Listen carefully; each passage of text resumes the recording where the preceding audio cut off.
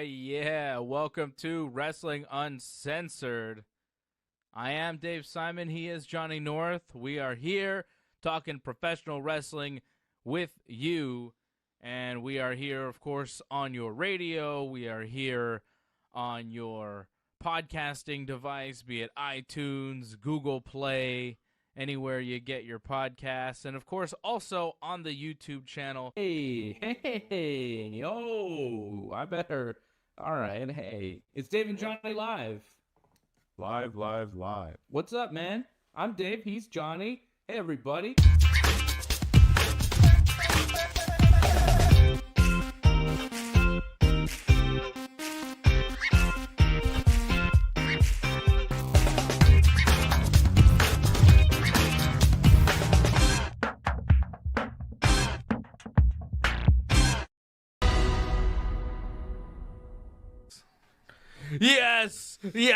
Yes. What's up, everybody? We're watching Survivor Series. This is our Survivor Series watch along. And Daniel Bryan's wrestling the Fiend right now.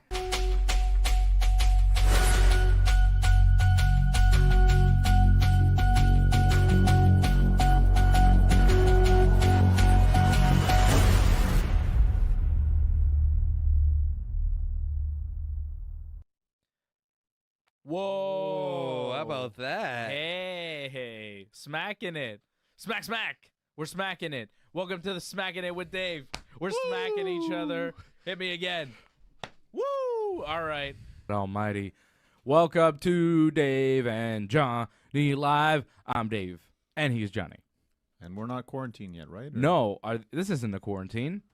Who are we talking? We're talking about the Prime Minister, right? Yeah, well, he's quarantined. The Prime Minister of the country's quarantined. Because his wife has coronavirus. Yeek. I mean, good God almighty, this thing is taking over. Obviously, we're going to be talking about it here on the show. We're still doing a show. A lot of people stopped doing shows. A lot of people are running out of stuff to talk about, but there's still a bunch of stuff going on in professional wrestling because the pro wrestling world doesn't stop. At least it hasn't stopped. Doesn't die. Wrestling goes on. Somehow, that's right. Wrestling has continued. We saw AEW this week. You know, they did a show on Wednesday night. They'll do a show next week, too. But Thursday was kind of when everything went down, right? Thursday was when everything hit the fan and everything kind of, you know, the NBA found a player that had coronavirus, so they suspended the season. Tom Hanks. Fred was on the ball with that. Tom Hanks had coronavirus. When Tom Hanks fell, that's when it all went to hell. Man, once Tom Hanks gets coronavirus, you know shit's real. When I used to be texting into you, the phone would fall over because you had it leaning against the cup or whatever, and Johnny'd be like, "Someone keeps texting in." But he's come so far, like, and he's really are. Like, I mean, I remember from back in the day listening.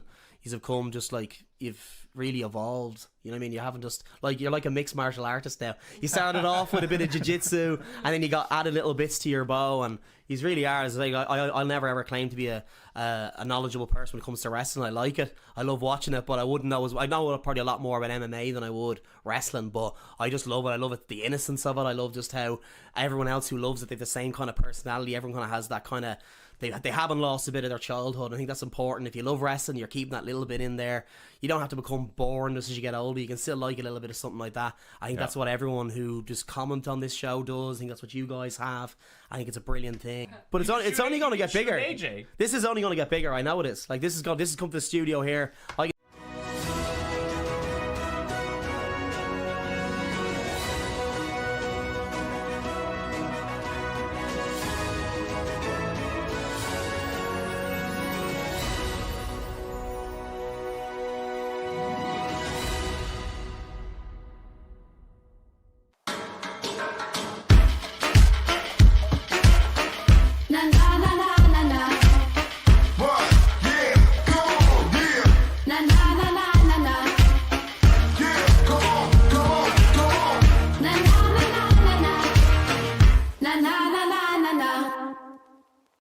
Look at all that. That was cool. What an intro. Hey, that was a good intro, right? Cheers. Welcome, everybody. Cheers, whoever made that. Yeah. Yeah. Cheers. We love it. Hey, it's the AEW WrestleDream post show. Let's do it. Start.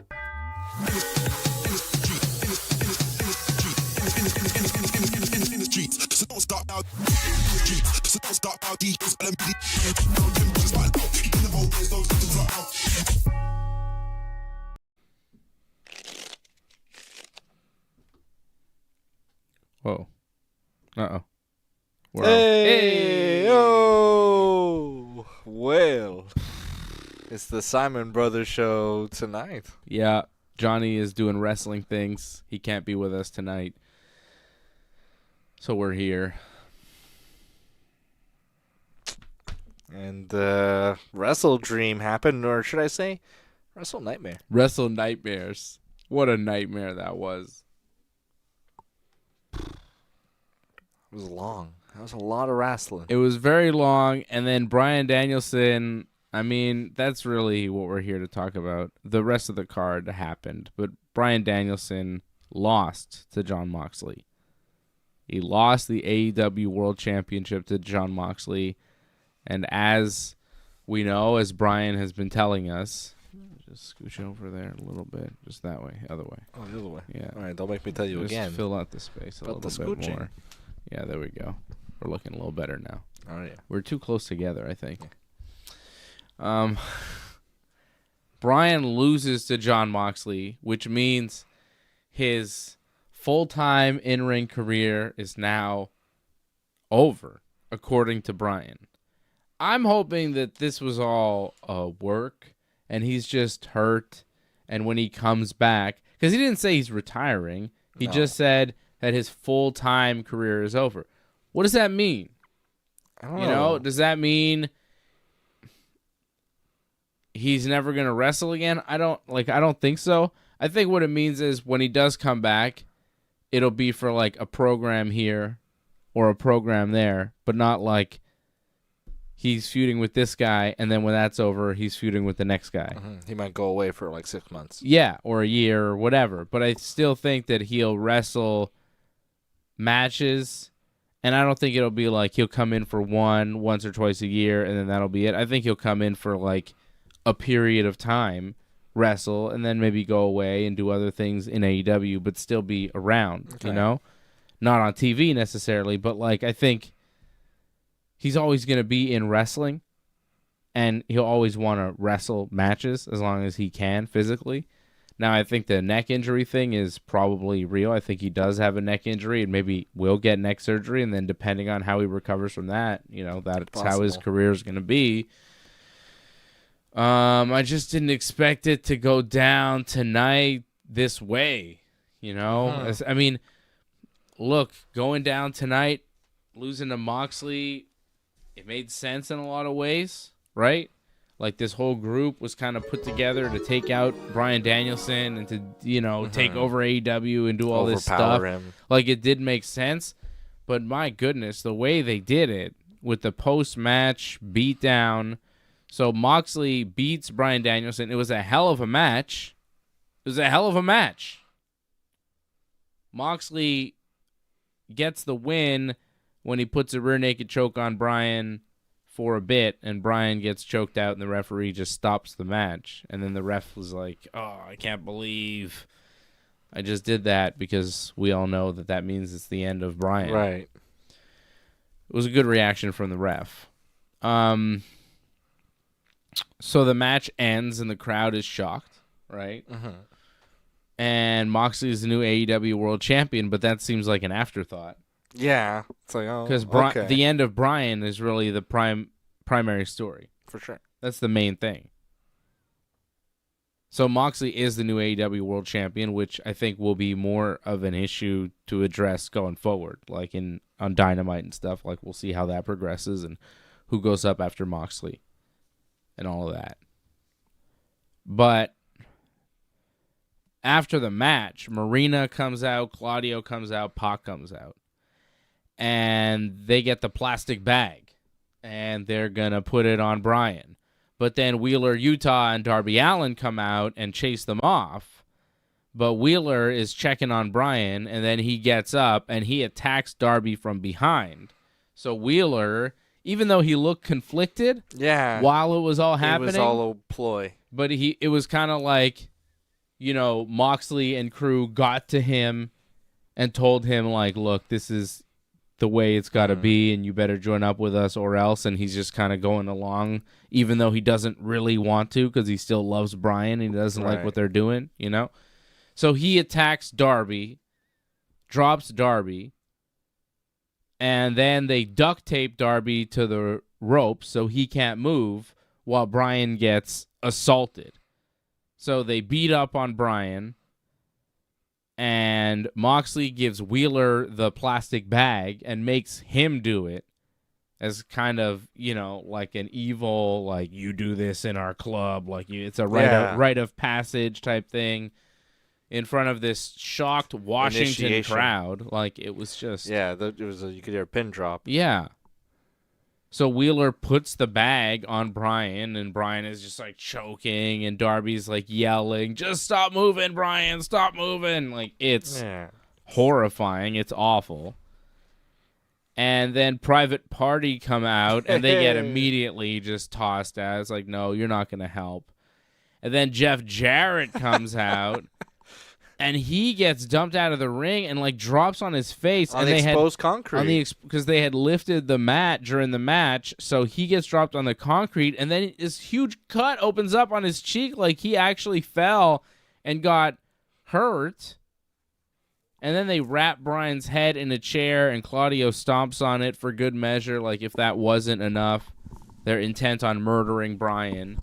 And then more guys come out. Orange Cassidy, Adam Cole, Hook, Mark Briscoe, they all come out, and then the Blackpool Combat Club, or whatever they're called now, they decide to finally leave. And the show ends with Jim Ross saying, what the hell did he say? Oh, we're all feeling... different emotions. Yeah, different things. Everyone's feeling different emotions. And then you fades to see black. Hook and Darby and Daniel Garcia and Orange just sitting there ringside looking at Bryan getting stretchered out, and they just look sad and devastated. And that's how the show ended. Thanks for watching, folks. How do you end a show like that? And the show was long and, wasn't great. It dragged, and then you end on this type of note? That's how you end Bryan's in-ring full-time career? That's how you do it. By having Jon Moxley choke him out. Like, even the finish of the match, fine. It's the post-match stuff that seems so unnecessary. And I don't know if it's going to get more heat on the group as intended or on AEW and Tony Khan. And the booking. Because I think the fans are just going to go, blah, this was awful. You're going to do the plastic bag again? We didn't like the plastic bag last time. Everybody said, don't do the plastic bag. And then you bring the plastic bag back. And now this is going to be like their gimmick. Like they're going to give everybody the plastic bag. And, it wasn't Moxley getting the heat for it. It was Tony Khan and AEW. It was the booking getting the heat for it. And then you go back, you double down on it. You not only do it to Bryan after he wins the championship, right? Yes, after he beats Swerve. After he wins the championship and has this great moment, you do this to him. You not only do that, you do it when you retire him, too. You do this, like, gross thing with a plastic bag over his head when you retire. When everybody said, we don't like it, you do it again. What are they thinking? I don't know. I don't know what the logic is. I mean... It was gross. Like, him losing kind of just, like, a little unceremoniously... I understand maybe, it kind of has a realism feel. Like, just this random... Because he's been trying to choke a lot, and it's like, now he just got to him. You get choked out. Get it. Things happen. It doesn't have to be a Death Rider pinfall finish. Yeah. I thought the finish to the match was fine. I thought the match itself was excellent. And it gave me shades of, like, Undertaker losing at Mania 30. Just like, it's over. And, like, we're just, like, all kind of, like, the whole crowd's kind of, like, in it. Shocking. And it's like, after that happened... The Shield didn't come down and beat up on Undertaker. They let him be in the ring and, like, let the adulation from the crowd and all that. Yeah. They didn't just come out and, like, actually, you're going through a table now, Taker. Correct. The move should have been Moxley looking at Bryan, Speaking of John Moxley, yeah. taking the belt, standing there, looking at him, maybe giving him a look like, huh, that's what you get, and then walking away. And then you let Bryan stand in the ring, look around at the crowd giving him a standing ovation, and that's how you end the show. Another time for the heat on these people. Dude, on Another Dynamite. time for the heat on the heels. Another time to do stuff with them. You could get it on other people. You don't have to get it on Bryan in that moment. It was unnecessary. It was gross. It was overkill. It was disrespectful.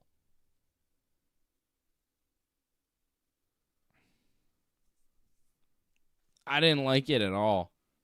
I didn't like it one bit. If you're going to end the career, you can't end it in that way.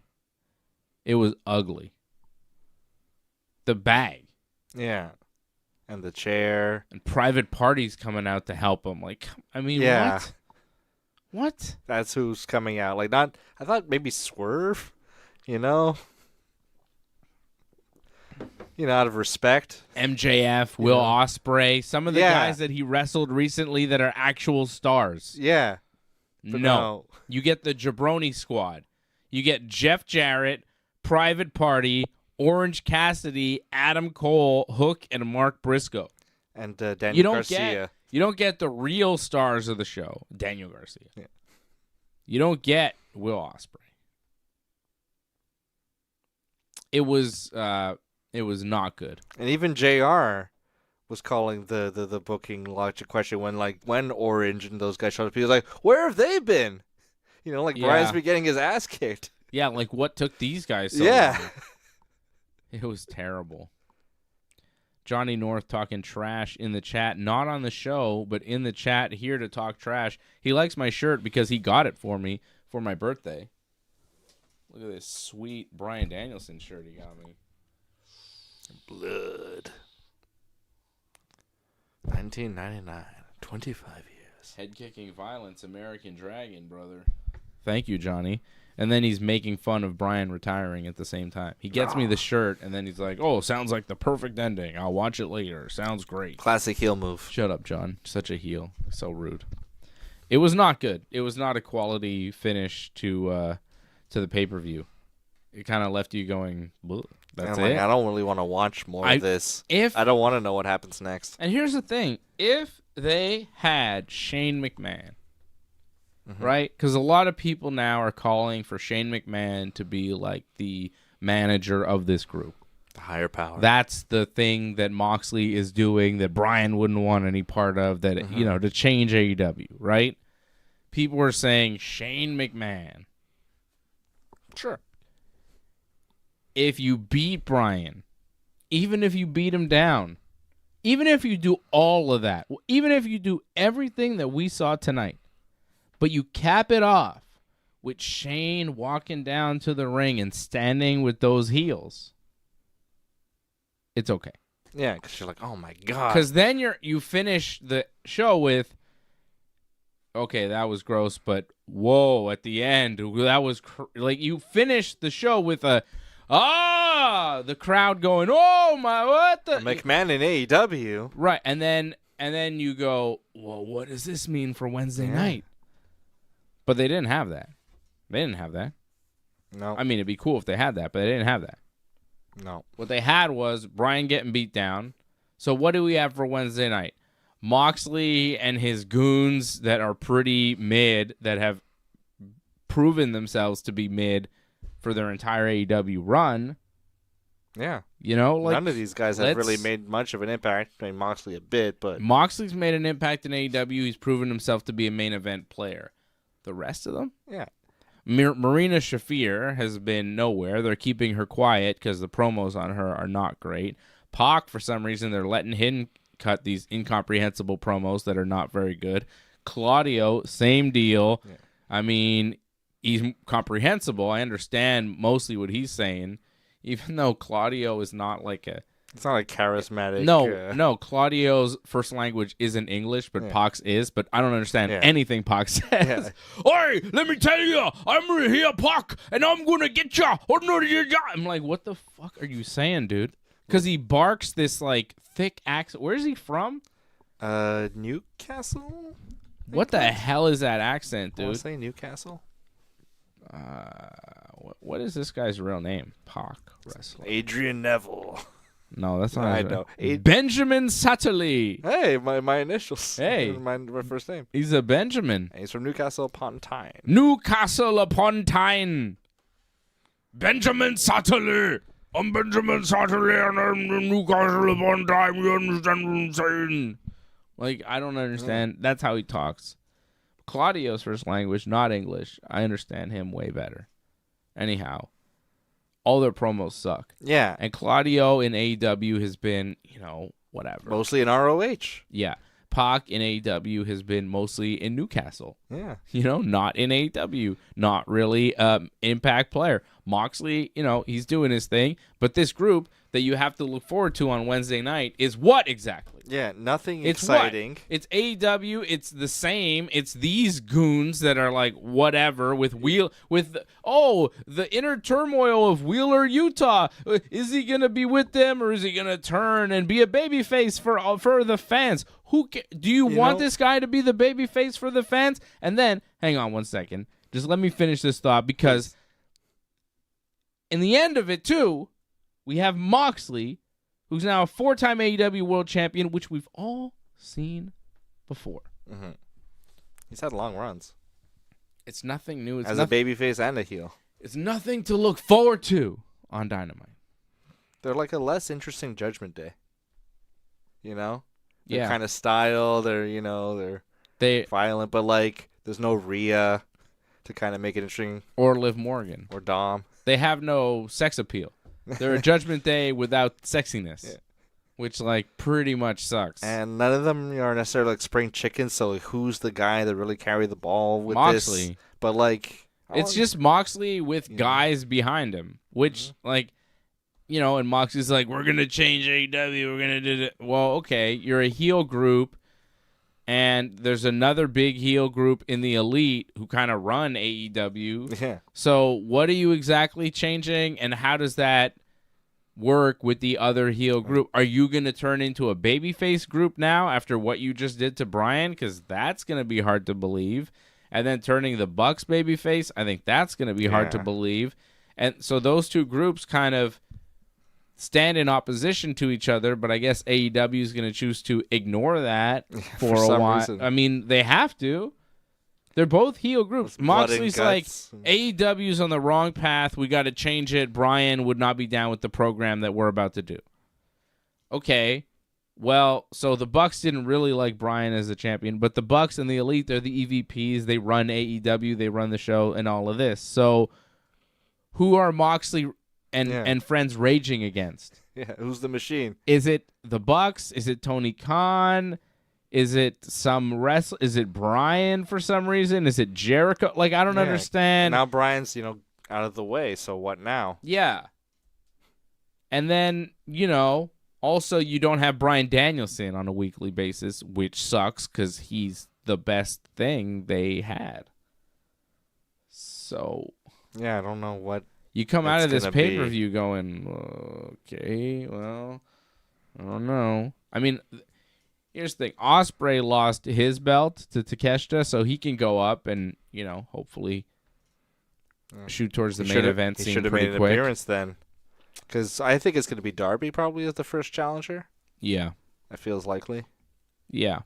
But I want to see Darby. I don't think so. I want to see Darby up in the main event. I want to see MJF. I want to see Ospreay. I want to see these guys.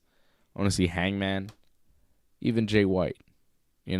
But this, the way they did Bryan Danielson tonight was not great.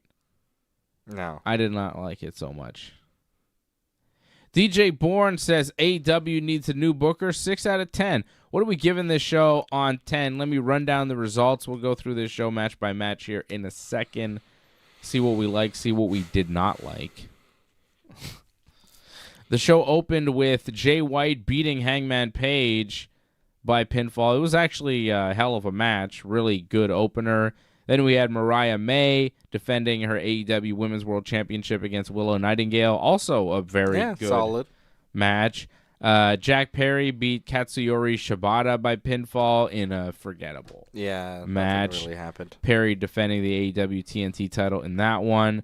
Konosuke Takeshita winning a three-way match over Will Ospreay and Rick O'Shea to win the AEW International Championship. That match was excellent. Yeah.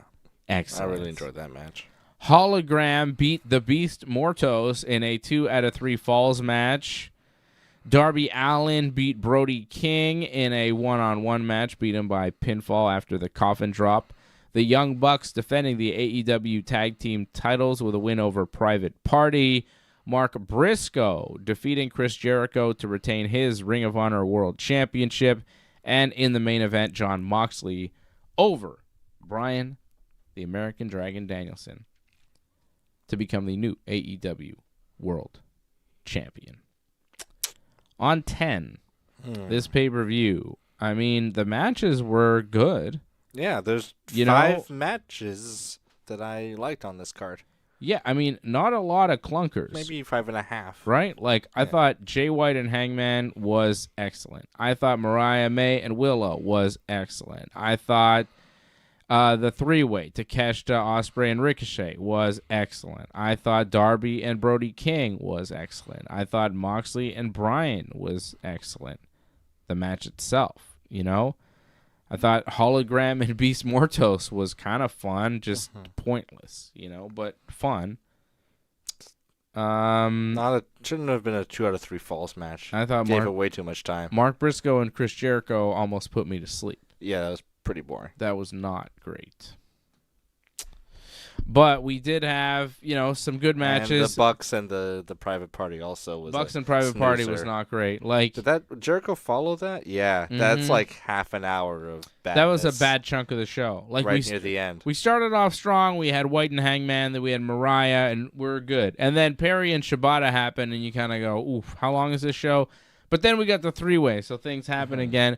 And then we got this match, Hologram and Beast Mortos, that, like, no one cared about. These guys don't mean anything in AEW. They seem to have their own little division where nothing happens or no titles on the line. It's just there. It's just, here's the Lucha guys to do Lucha things. And it doesn't matter. They do cool Lucha things, but, you know, a lot of their moves... You know, a lot of their moves, we're talking about this. Who took that one? Yeah, who took the move? They do a thing, they collide, they flip, they fall, and one of them gets up, and you go, oh, okay, I guess he was on offense in that move. Because they both bump. They both take this terrible fall. They both crash at the same rate. On the apron. Right? Like, they're both like, clunk. And then one of them goes, hey, I did it. And it's like, you did? Okay. Good for you, man. That was awesome, I guess. Like, so many of their moves that they do to each other, like, a lot of them are impressive. They do crazy Hurricane Ranas from all sorts of different angles, and they take ridiculous bumps, and it's cool. But a lot of the time you go, well, who did that move? You know, so it's unclear who's on offense, who's on defense, who's taking what in some of these matches. And, you know, the match itself was a little long for what it was, and it just didn't belong on this pay-per-view because it had zero heat. Like, the crowd was like, well, this is cool, it's nice stunts, but who are these guys? Match. Like, Hologram beats the Beast Mortos. What does Hologram get for winning this match?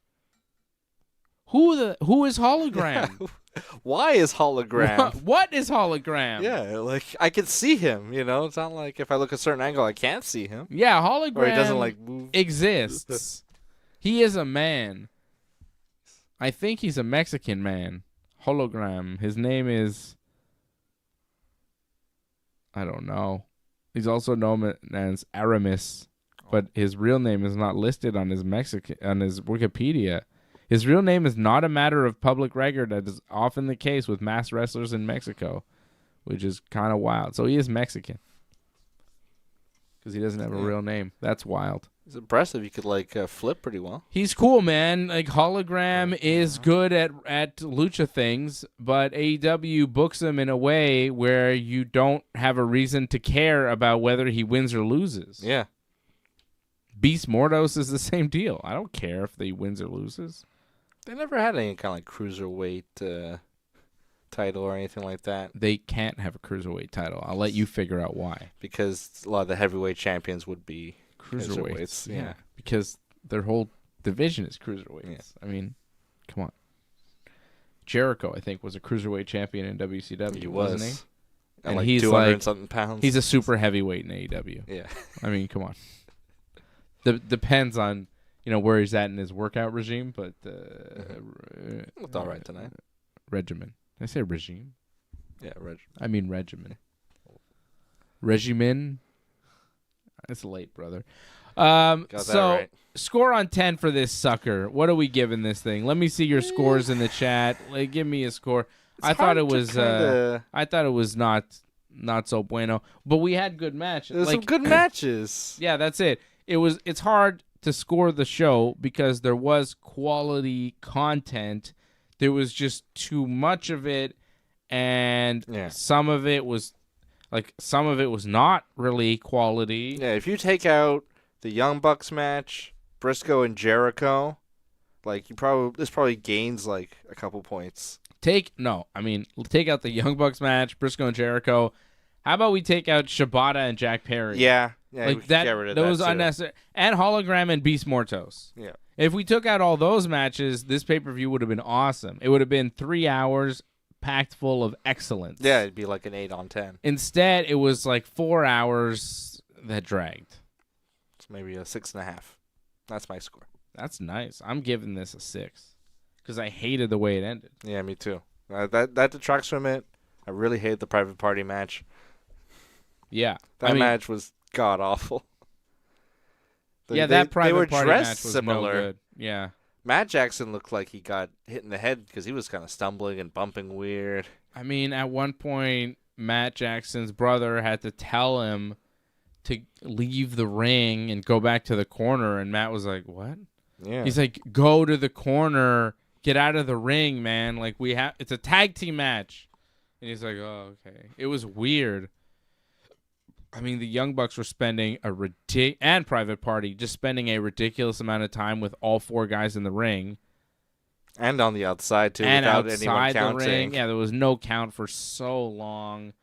I mean, the rules just completely go out the window with the Young Bucks, but it was just even more apparent in this match. Private Party just not ready for the big time. They've been around in AEW for so long, and it's just, they hit moves awkwardly. They're just not sharp. They're not in great shape. Yeah, they're just not sharp in the ring, and Yeah, they were always slow. I don't know why. When I found out they were wrestling this match, I'm like, they're still employed? A lot of teams have come and gone in AEW and been released and stuff. And, these guys hang around? I don't see the appeal. I never got the appeal of Private Party. It was always, a weird, Street Profits kind of knockoff, Yeah, they're not great. And, they do moves that, they try to do too much and it fails. Like when Mark Quinn goes up on the entrance thing on the tunnel, he's up on top of this big thing. He's going to jump off onto the Bucks, but also his partner who's right there kind of holding them. And you see him flip, crash, and his leg just crashes so hard on the head of his partner. And you see his partner go, oh, yeah, even the cop, because he wasn't selling, he was actually hurt. He hit his partner more than he hit the Young Bucks because he just doesn't have the accuracy to hit a move like that, and it's just not quite working. And they don't, the partner was in the wrong spot, and it just didn't work. And they just try to do too much. They try to do too much flippy stuff, and it feels like they're trying to do all this advanced stuff, and their fundamentals are nowhere to be seen. Yeah. There's just no fundamentals in their game, and the match was a mess. It was not good. The Bucks won, thankfully. They had a couple false finishes. They shouldn't have had. Where you thought, oof, maybe they're going to give it to Private Party, which would be nuts, but they didn't, which is good. I don't want to see them tag team champions. They're not ready. I don't know if they'll ever be ready, but they're not ready for the big time. Yeah. They're not. They're not ready to be elevated to that spot. I don't think they have what it takes. So 6 on 10 for me, 6.5 for you. Yeah. That's kind of nice. Ryan Katz's giving it a 4 on 10. Kyle Salisbury says, I missed this show, but love that you boys have my back. Of course we got your back. We always got your back here on the Ringside Report Network. Thank you, Kyle, member of the team over at join.ringsidereport.net. Angelo Contagonis in the chat as well. Ray Cruz. Shout out to all the members supporting over at join.ringsidereport.net. Hey, DJ Bourne gave the show a 6 on 10, which is where I'm sitting. Ryan Katz a 4. My match of the night is Darby Allin and Brody King. That match I had no problems with. It was nonstop action, fantastic spots from both men, great use of the stairs. Crazy use of the Love stairs. that match. Brody bumping from the second rope to like Darby pushing him off the second rope. He falls outside the ring. Bumps on the stairs, just devastating, and then Darby follows up with the coffin drop on top of. Yeah, we thought Brody was gonna move, but he didn't move. And like when you're on the stairs, there's no give on the impact. He's taking the coffin drop. It was sharp too on the sides. It was rough. Darby took nasty stuff as well. He took 2 those Germans off the top. One was off the second, and then one was off the top. The avalanche German suplexes. It was like a whip, like he landed right on his head. Yeah, just kind of on the back of his shoulder. I mean, it was rough. It was rough. The announcers sounded like disturbed. Yeah, I mean, because he threw him across the ring. Like he threw Darby most of the ring. It was kind of crazy how far he was able to throw Darby. Brody King is a big, strong guy, and those German suplexes were pretty nasty. After the coffin drop on the stairs, Brody was outside the ring, and the ref started a count out, and Brody just beat the count out, but he was kind of on his hands and knees, and Darby had anticipated this, climbed to the top rope, hits the coffin drop just as Brody enters the ring, 1, 2, 3, which I thought was a cool finish. Creative. To the match. Yeah, shows how smart Darby is. He's not just a car crash guy. Yeah, he's cerebral. He's got his head in the game. Yeah, Darby is fantastic. Great character. He's so good. I hope he becomes world champion one day. Him being in the ring, handcuffed or duct taped during the Bryan thing tonight, I think shows that maybe he's going to be a bigger player going forward. You can only hope that is the bright spot, the shining light, if you will. Baby. Out of that whole thing. You know what I mean? Like, maybe that's the silver lining. Yeah. Dark Cloud. The Dark Cloud, Matt Hardy. He's not coming back. Nope. We managed Private Party. So that's that's a solid choice for match of the night. I think my match of the night is going to be Moxley and Bryan. I thought the match was fantastic. But, and even the finish. I just didn't like the after match stuff. But I'm going to try to separate that. I thought the match itself, if you just watch the wrestling match, was very, very good. Great world title match. Even Moxley winning, whatever. The finish I thought made sense. Great match. They did great stuff. I was impressed. I liked it. That was my match of the night. Other matches on this show, Jay White versus Hangman. The finish of that match was really beautiful. Hangman was selling a knee injury. He went to the apron for the buckshot. He kind of hesitated, then jumped in the ring, went for the buckshot, but Jay White caught him as he came in and hit him with the Blade Runner for the 1, 2, 3. Just a very smooth finish. Very nice how they executed that move there. The buckshot right into just the way Hangman flew into Jay White and how he caught him into the Blade Runner, and then bam, it was just really sweet. Very smooth wrestling. And the match itself was really hard-hitting, violent, set the tone well for the show. Really good stuff. Also a good stair spot in that match. Jay White took a power bomb on the steps. Yeah. That was pretty nice. Yeah. We got a lot of good stair bumps. Yeah. Some stair masters. They saw CM Punk and Drew McIntyre, and they're like, hang on a second. Yeah. We can do that, too. We can hit moves on stairs. What else happened tonight? Mariah May beat Willow Nightingale. Willow kicked out of the Mayday. It was a hell of a move just to get her up and to drop her at that move. Like, Mariah is strong as hell. Like, she's deceptively strong. She doesn't look that strong, but to be able to pick up Willow and do all those drops, like, that was pretty impressive. Because she looks kind of small, you know? But to be able to do all those lifts on Willow Nightingale, who's, got some size to her, bigger than Mariah, she can lift people bigger than her. It's good. It's impressive. She's a hell of a champion. I like Mariah May a lot. Yeah, she fits, like, she's fits the role. Like, she looks not out of place. Yeah. Like, without Tony or anything, she doesn't have, like, Luther with her, she's alone. Yeah. But she's, like, looks totally comfortable and, like, in command. Yeah, she seems like the world very champion. Confident. Yeah, she very seems much like the so. champion. Yeah, like, she's got, like, a final boss energy to her. Yeah, like, she's taking it, and it's like, oh, yeah, there's Mariah May. She's a superstar. Yeah. She's excellent. Yeah, nah, she's a real success story. AEW has, like, a big star with her. Yeah. And then when Toni Storm comes back, like that, Mariah May and Toni Storm could wrestle each other for the next 10 years in big-time feuds, big-time matches. I'm loving, like, Toni Storm's, like, she's traveling the world right now, like, wrestling. Like, she wrestled in Japan. Is she? I didn't know that. And, like, she was in Australia, and she's, like, cutting promos, and, like, it's fantastic. What's she saying? Like, in character? Like... Yeah, like, she's still timeless Toni Storm, and, like, okay, but she's still, just being very funny. That sounds good. I should see some of that stuff. I think she's on, like, her Twitter stuff. Yeah, Mariah May I thought was very good tonight. Her match with Willow was very strong. Yeah, the Shibata Jack Perry match was, really not great. The finish was also bad. Shibata had Perry in like a rear naked choke, like he had his back, and then Perry is kind of laid on top of him, and the ref counted 3, and Shibata was like unclear what happened, and Perry just kind of pinned him, and then that was the match. Shibata just kind of beat up on Jack Perry for a while, put him in a choke, and then Perry just kind of lay down on him and won.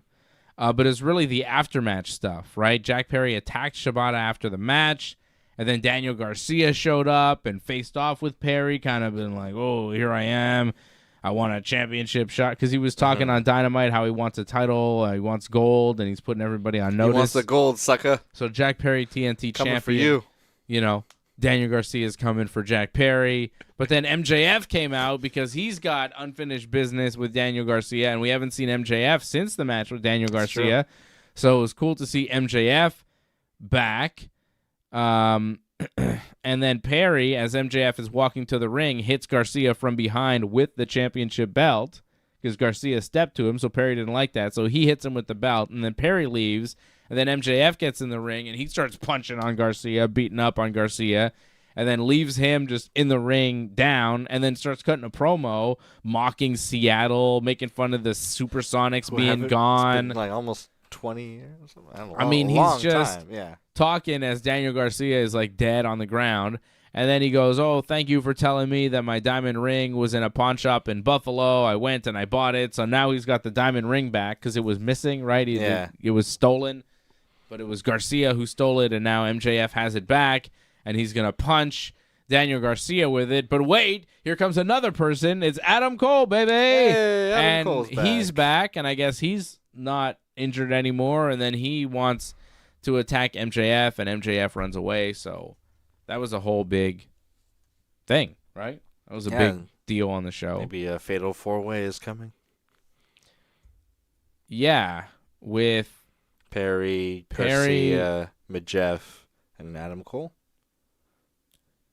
Was there only 4 guys in all that? It seemed like so many Shibata, more. Yeah, he's not relevant in this. I guess. Yeah, Perry, Garcia, MJF, Adam Cole. That makes sense. They all seem to be involved in something. Yeah, right?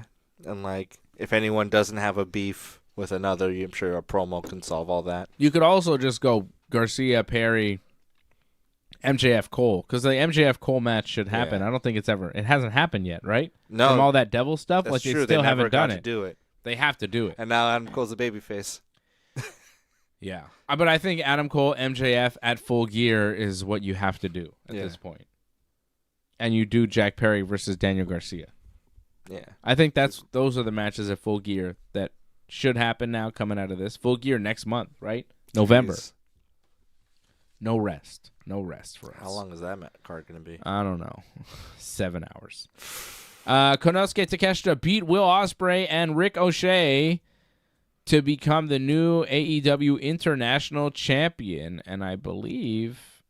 Oh, no, not the only title change. 2 title changes on the show tonight. Of course, Jon Moxley, new AEW World Champion. And Takeshita, the new AEW International Champion. So 2 new champions on the show tonight. And Takeshita...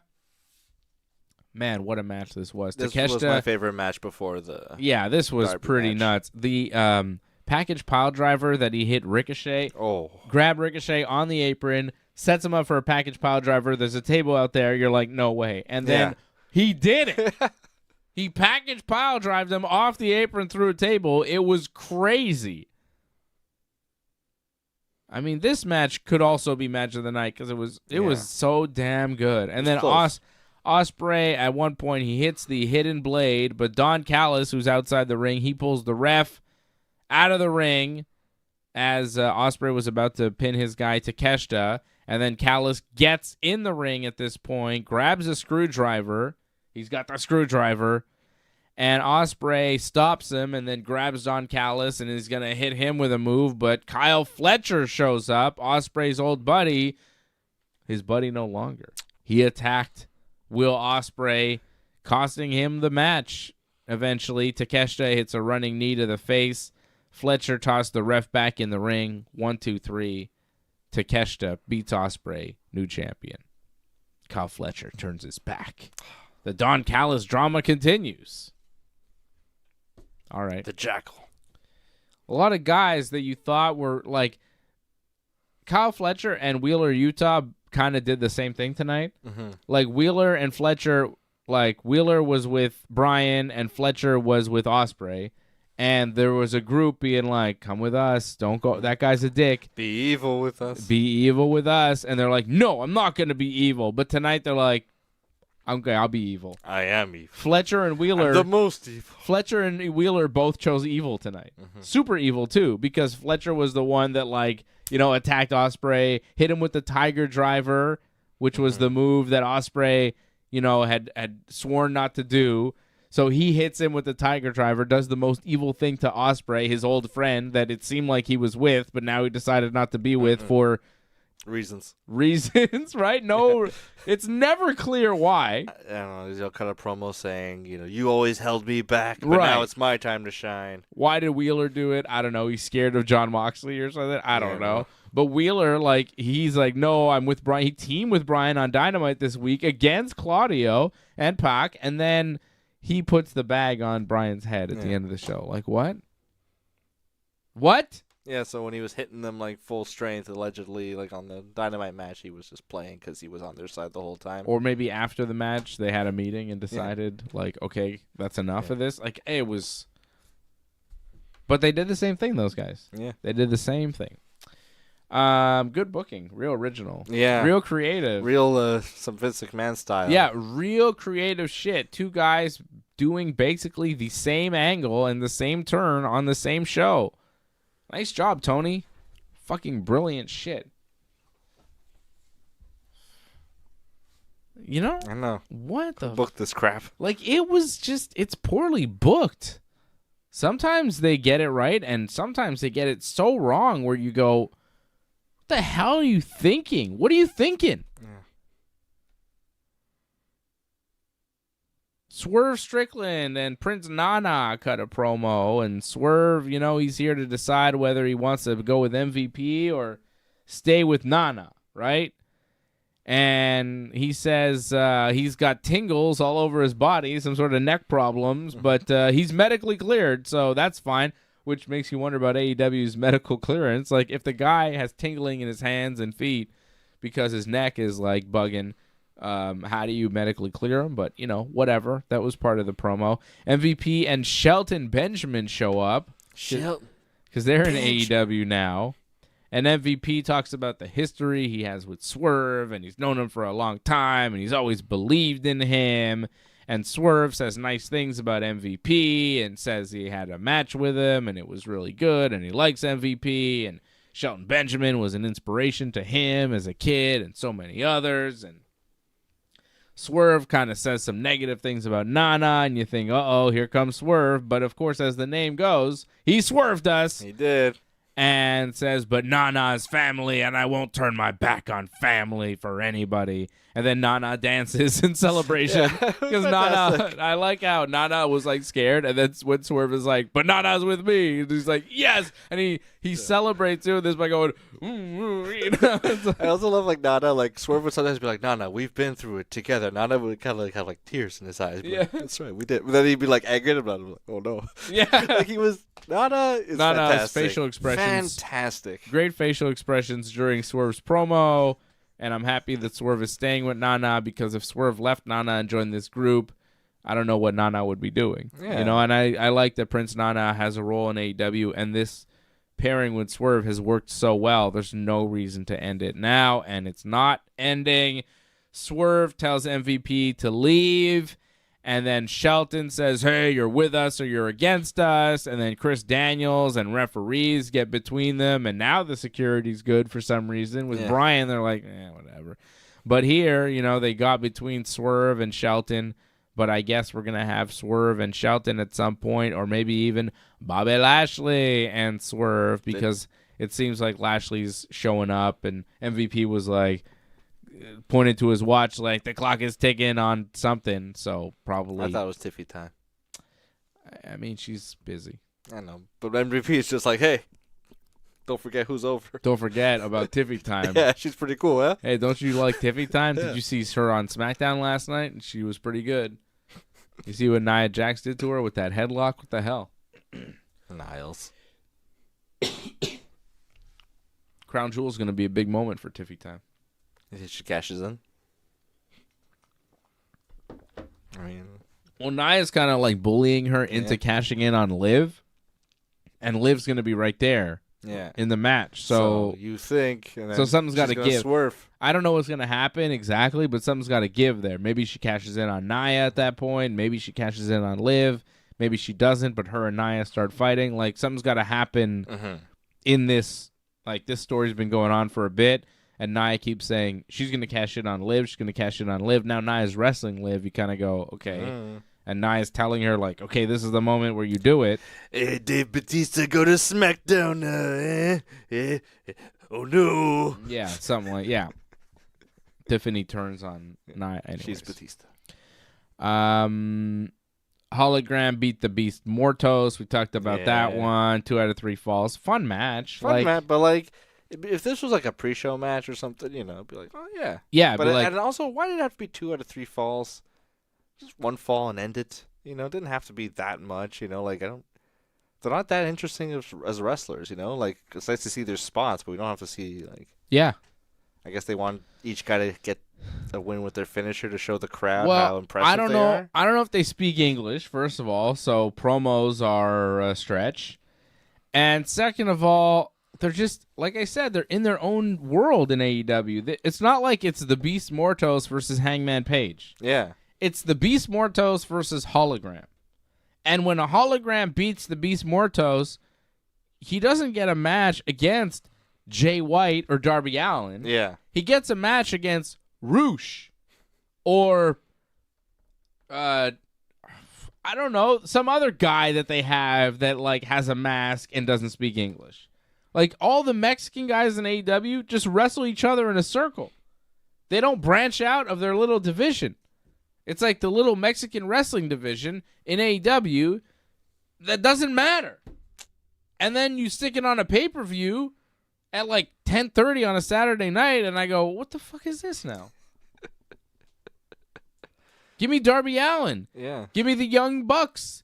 Give me Jon Moxley. Give me people I know from AEW. Don't give me Hologram and the Beast Mortos.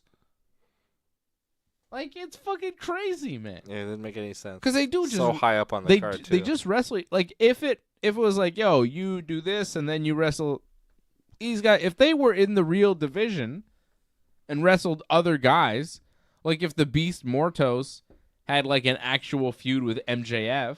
Yeah, or like he was part of Aleister Black's thing.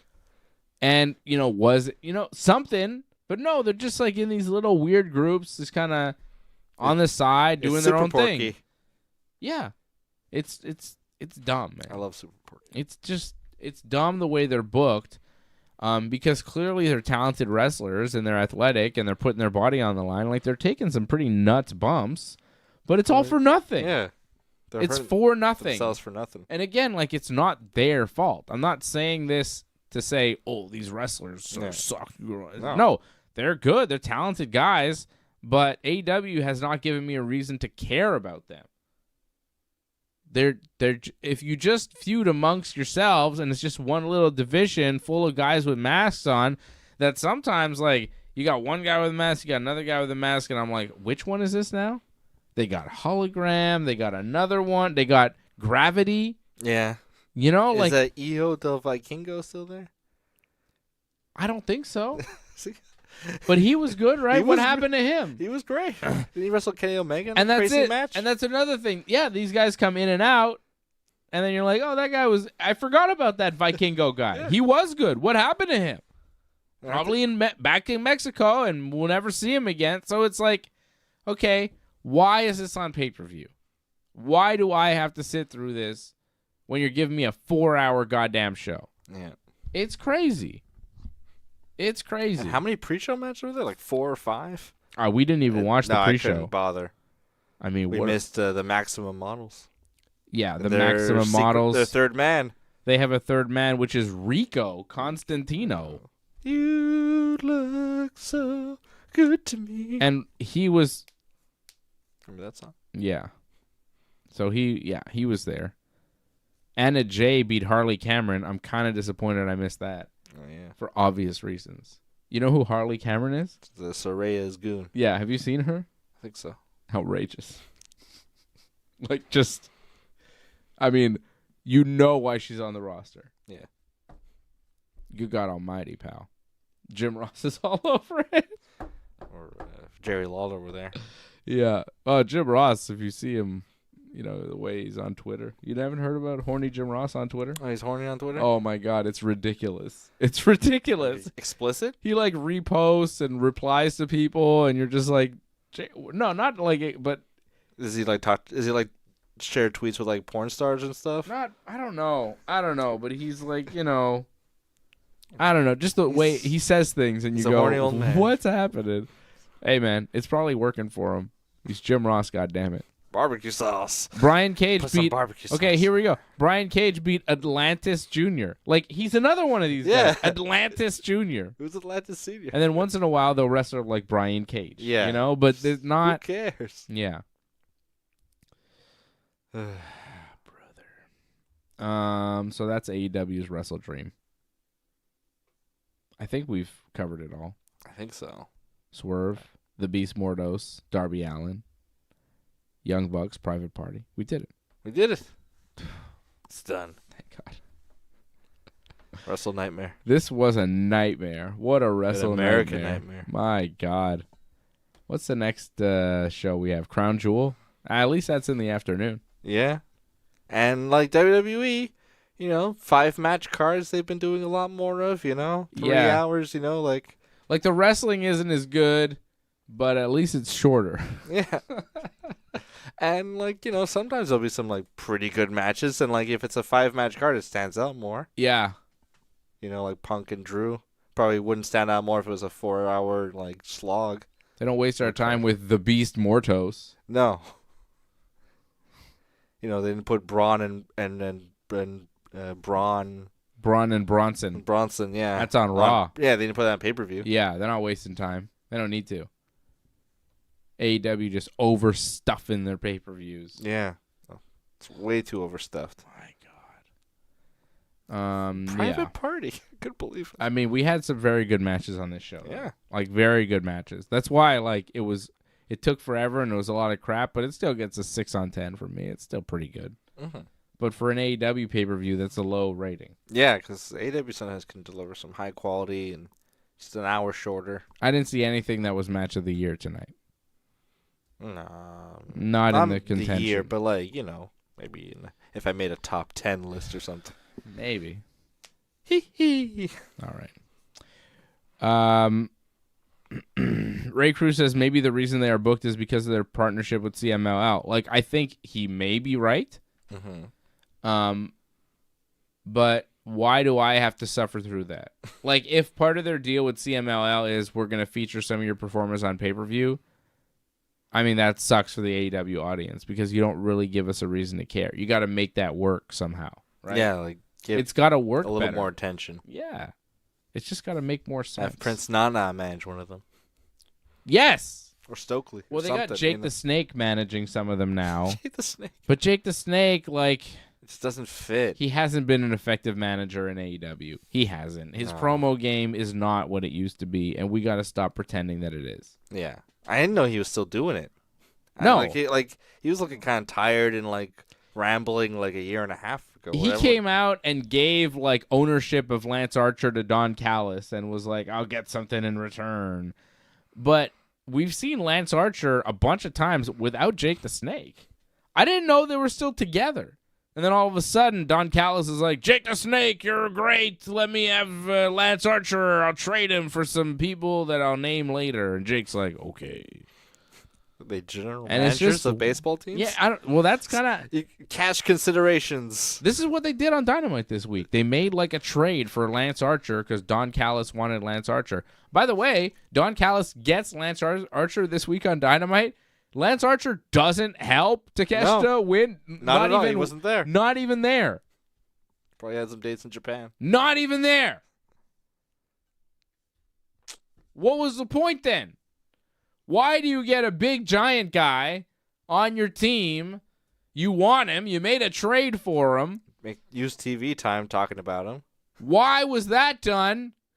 And then you don't use him in the match to help you win. Where it's a triple threat. Anything goes. I mean, there was no disqualifications. You saw Kyle Fletcher come out. Yeah. Maybe they're like, oh, shit. We're going to have Kyle Fletcher turn on him. So, like, bringing in Lance Archer to make the difference is too much. There they thought, this is too much. We don't want to overdo it. Is it just Tony Khan on Boogie? Is there committees? Does he have advisors? I don't know. Like, what is the structure? It's messy as hell. You know, is it just all written on cocktail napkins? It seems just really sloppily put together. And the more pay-per-views they have, the less coherence there is in their stories. Yeah. Yeah. There's some dream matches here and there, but like... Yeah, I mean, they're good. I think somebody said it about Tony Khan. He's a matchmaker, not a booker. Yeah. He's not booking stories and not booking big matches. He's just like saying, this guy's good at wrestling, this guy's good at wrestling, let's have them wrestle. But he's not saying, like, this guy's good at wrestling, this guy's good at wrestling, let's make people care about a match, and then let's have them wrestle. Yeah. That doesn't happen. It's this guy, they're great, let's put them in the ring. People will care because they love wrestling. It's like, okay, but people will actually care more if you give them a reason to care. Yeah, and he's not good at giving people a reason. It only takes you so far. Just saying, oh, we like wrestling, you know. Like... TNA, you know, even like would be like, hey, I care about AJ Styles wanting to get the X Division title, you know. You know, like Samoa Joe is such a tyrant. Mm-hmm. You know, that wasn't the main story of the show. No, but you got to have a reason to care. That's what it's all about. Anybody can go out and do a bunch of moves. Yeah, it's not what it's about. Gotta tell a story. And real issues, solid stories, reasons for people to care is how you get people to watch and how you get people to buy tickets. Because you could see good wrestling matches anywhere. Yeah. But you pay to see stars do big things. Like you pay to see, First of all, you make stars by having them do important things. Because if nobody's doing important stories and big things, nobody becomes a star. Nobody gets truly over. Nobody gets to be a point where you have like the lore of this person, where it's like, oh, he did this, then he did this, then he did that. Wow, what a career he's had. You know, if you don't do these things, if you don't make these steps, nobody gets to be anything. So you have to set that up. And then you got to give, you know, people a reason to care about these people, and that's just... And then, you know, some guys just drop off the face of the earth. So you spend some time with them. Yes. There's a lack of consistency with the roster, for sure, and how they're used. A lot of issues in AEW right now. As far as the booking goes, a lot of issues. The wrestlers, where the best wrestle, for sure. But, you know, I feel like some of the guys need to be taking more control over their stories, possibly. I'm not sure. And now that Bryan's not there full-time anymore like that, it's going to be a hole in the show that people are going to need to fill. Who's going to, Darby can step up, but, I don't know, Bryan Danielson, it's big shoes. Yeah. Because it's like, it's not just fans wanting him to succeed. It's also the wrestling crowd. Like, he's a wrestler's wrestler. Like, he has so many quadrants. He touches so many different fan bases that for someone to step up and be like a guy like that, like, you know, like, because Darby Allin's not like a technical wrestler. Yeah. So he's already got a bit of like. I mean, Bryan is. And Bryan is also, you know, a big star in pro wrestling. Bryan is a guy that's recognizable. Yeah. Bryan's a guy that's main evented 2 WrestleManias. Yeah. You know, like. That means something. He's a big star. I love when he got booed when he said that. Well, it's true though, and it's very important. And he means something in pro wrestling. He's more recognizable than most of the guys in AEW because of all his time in WWE. I mean, he's married to Brie Bella, for God's sakes. He was in Total Bellas. You know what I mean? Like, he's got exactly that audience. Fame in a lot of different ways. He's a massive star, and now they've lost him, and they're going to try and replace him with Daniel Garcia. I don't know, man. You know, and Wheeler Yuta or whatever. You know, it's just... That's not it. Okay. But, you know, they have Will Ospreay, they have MJF, they have Hangman, they have Swerve. They have a lot of talent. But, yeah, they lost Bryan Danielson here, and we'll see what their direction is. We'll see. We'll talk about it again Friday night with Johnny North for Wrestling Uncensored. I'll be back on Thursday, 8 p.m., every Thursday at 8 for Ringside Report MMA. And, yeah, no shows next weekend. I actually get a rare weekend off. But then the weekend after, we've got UFC 308. And then the weekend after that, we've got Crown Jewel. Those will be 2 afternoon shows, though, back-to-back Saturdays, because UFC 308 is in Abu Dhabi, and then Crown Jewel is in Riyadh, Saudi Arabia. So it'll be... Everyone's going to the Middle East. Everybody's going to the Middle East in October, November. Well, TKO is anyways, right? The TKO group, the UFC and WWE, those guys are going to Abu Dhabi and then Saudi Arabia back-to-back weeks. They're going to get the money. Tribute to the troops. Big shows, too. Both shows are going to be pretty big. The Saudi Arabia show, the Crown Jewel, and then the UFC 308 is massive. Ilya Topuria, Max Holloway. Yikes! That's a good fight. All right, thank you, everybody, for watching. Thank you to all the members checking in on the chat. Ray Cruz, Kyle Salisbury. Kyle says, members are all a great community, nothing but good chats and fun times. Thank you, Kyle. Angelo Contagonis, of course, my buddy out in Laval. Angelo. Thank you to all the members checking in over at join.ringsidereport.net and membership.ringsidereport.net. We'll be back later this week. This has been the WrestleDream turned Wrestle Nightmare here on the Ringside Report Network. Thanks for sticking with us to the end. We would really appreciate it if you could help us spread the word. You know the drill. Hit that subscribe button, flip those notification switches. We are an audience-supported network, So consider becoming a recurring supporter at membership.ringsidereport.net. Check out our website at ringsidereport.net. Hope to see you again next time and have